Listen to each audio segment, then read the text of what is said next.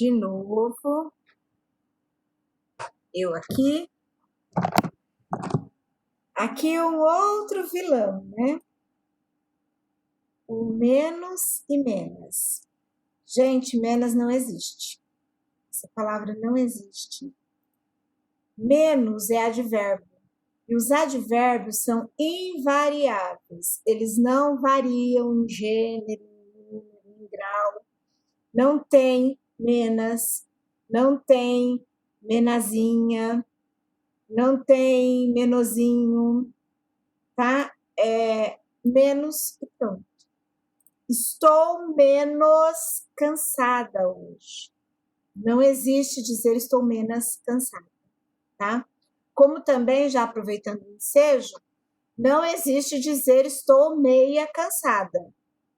Meia é metade. Ou a peça do vestuário que nós colocamos nos pés. Se eu quero dizer que eu estou mais ou menos cansada, mesmo que eu seja feminino, mulher, estou meio cansada, tá? Eu já aproveitei aqui esse ensejo porque é muito recorrente esse desvio da norma padrão e assim, é um desvio grosseiro quando você se coloca a falar diante de uma plateia que as pessoas dominam um pouquinho a língua, até o que você está falando, o que nós estamos falando, pode cair no descrédito se eu cometer um erro grosseiro como esse, tá? Então, tem que tomar bastante cuidado na fala e mais ainda na escrita. A palavra menos não existe. A palavra menas não existe. É sempre menos. Mesmo que seja acompanhando uma outra palavra feminina, é menos, tá? Obrigado e obrigada. Aqui é uma outra questão. Vou falar um pouquinho para vocês a origem dessa expressão. Obrigado e obrigada. Então, vamos supor que o pastor Elvio me faz, assim, um favor muito grande. Me socorre numa situação muito delicada. Eu me sinto grata ao ponto de sentir-me obrigada a retribuir de alguma forma o favor, a providência que o pastor Elvio, juntamente com a sua esposa diaconisa Andréia, me fizeram. Então, mulheres são obrigadas, se sentem obrigadas a retribuir, e homens se sentem obrigados, tá? Essa é a ideia do termo obrigado, obrigada, que nós usamos para agradecer, mas no sentido de nos sentirmos obrigados a sermos gratos. E a mulher é obrigada, o homem é obrigado, tá? Então, olha aqui. Mulher sempre dirá obrigada.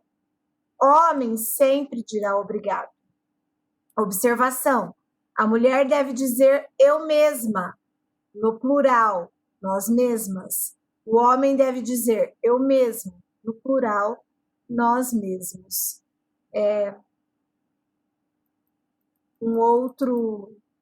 Uma outra expressão, né, que foi colocada aqui no título, no tópico obrigado, obrigada, que também, pela similaridade de uso, eu acredito que foi agregado aqui, né? Porque mulher eu mesma, homem eu mesmo. E no plural também varia.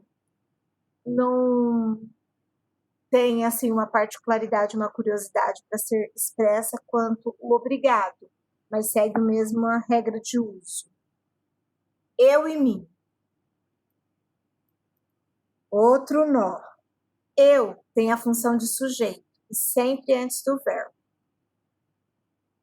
Eu comprei bolo de aniversário. Abra a porta do carro para eu entrar, porque olha aqui, ó. O sujeito é o sujeito ativo, né?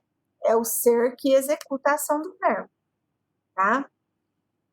E aí, os pronomes pessoais do caso reto. Eu, tu, ele, nós, vós, eles. No caso, o tu e o vós, substituídos num português mais contemporâneo pelo você, vocês, esses são os pronomes pessoais do caso reto, que têm a função de substituir o nome como sujeito. Então, quando eu vou fazer, por exemplo, traga a água para eu beber, não é para mim beber, porque mim, ele é um pronome oblíquo que exerce a função de complemento do verbo, não de sujeito do verbo. Então, essa é a ideia. Eu gosto de explicar, porque só falar a regra, a pessoa não entende o porquê do uso, por que é errado, tá? Então, mim é usado após uma preposição, tem a função, não tem a função de sujeito da oração, ele é um complemento do verbo, tá? Você pode fazer a sua festa por mim. Por mim aqui está sendo usado com peso de uma locução prepositiva, tá?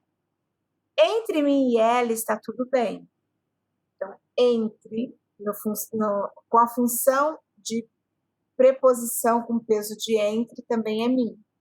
Entre mim e você está tudo bem, também é preposição. Então, olha, ele foi muito bom para mim. Aí é correto. Porque quem foi bom? Ele é o sujeito. O mim aí é um complemento, é para quem ele foi bom. É um complemento do verbo, não o sujeito do verbo. Não sei se ficou claro. É muito rápido para a gente explicar, porque tem bastante conteúdo, mas eu acredito que deu para os irmãos compreenderem. Agora que chegou no meio, meio e meia. Meio é um advérbio, sempre no masculino, equivale a um pouco, a mais ou menos. Os cadernos estão meio amassados, um pouco amassados. Aquela menina é meio nervosa, ela é um pouco nervosa. Não é aquela menina é meio nervosa. Se eu falar que ela é meio nervosa, ou ela é nervosa da cintura para baixo, ou da cintura para cima, ou de metade de uma lateral ou outra lateral, tá? Meio advérbio é invariável, então, mesmo que se refira a um substantivo feminino, é invariável, é meio. Meia, no feminino, é metade, tá? Ou numeral, que se refere, né? Tá classificando aqui como numeral, se refere a metade. Ela comeu meia melancia e meio melão. Metade de uma melancia e metade de um melão. Agora, fazer e haver são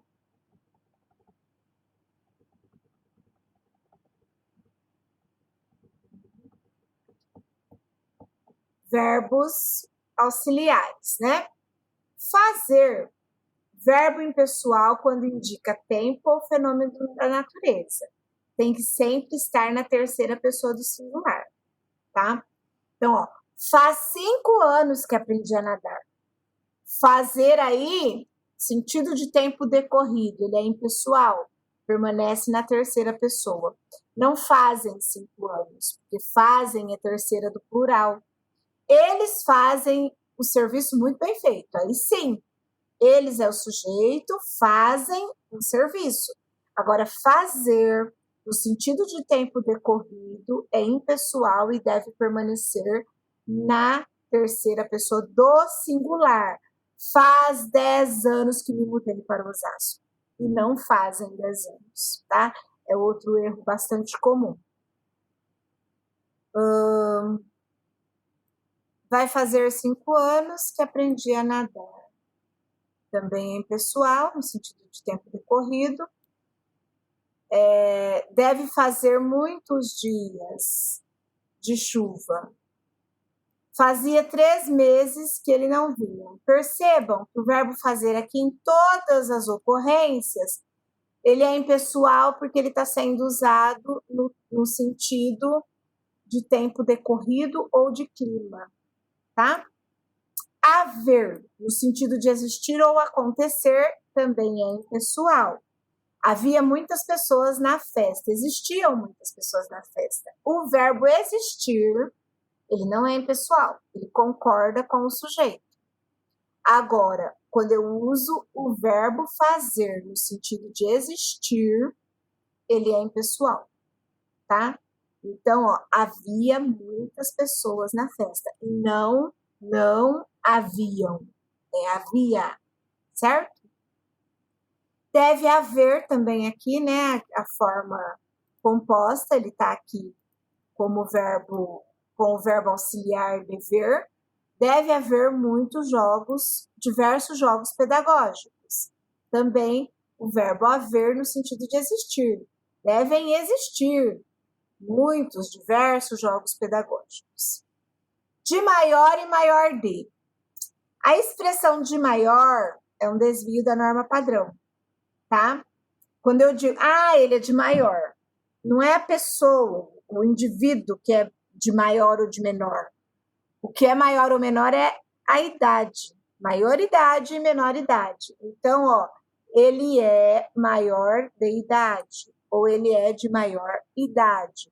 Mas não é o de menor, o de maior, tá? Isso é coloquialismo. Não é bem visto, não é adequado para uma fala num ambiente mais formal. É um desvio da norma padrão. A cores e em cores. O correto é em cores. Comprei uma TV em cores, tá? Aqui, gente, é outro nome. Nossa, isso aqui, olha, eu circulo tanto em redações. Agente junto é aquele que age. Agente da Polícia Federal, agente funerário, agente do SUS. Agente junto é aquele que age, tá?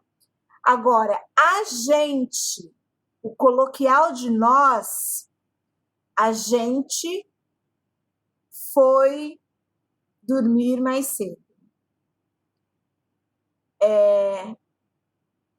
Separado, tá? E aí, na fala, não tem problema. Eu falo assim, a gente foi dormir mais cedo ontem. O que eu não posso falar é a gente fomos. Porque o agente separado, a gente foi dormir mais cedo ontem, é o coloquial. Coloquial é aquilo que é permitido na fala, na informalidade, tá? Não é permitido na formalidade e não é permitido na escrita, se for um texto formal. Agora, se eu estiver representando a fala de uma personagem numa narrativa e essa personagem tem um estilo informal, não tem problema. O que não pode é o a gente fomos. A gente fomos dói. Dói no ouvido de quem ouve, porque se eu vou optar pela informalidade por falar a gente ao invés de nós, eu concordo o verbo no singular. A gente foi dormir mais cedo ontem. Agora, nós fomos dormir mais cedo ontem. Eu acho que deu para os irmãos entenderem. Então, ó, agente só secreto, de saúde policial. O correto para se referir a nós é agente separado. Irmãos, eu vou atender ao telefone e já volto.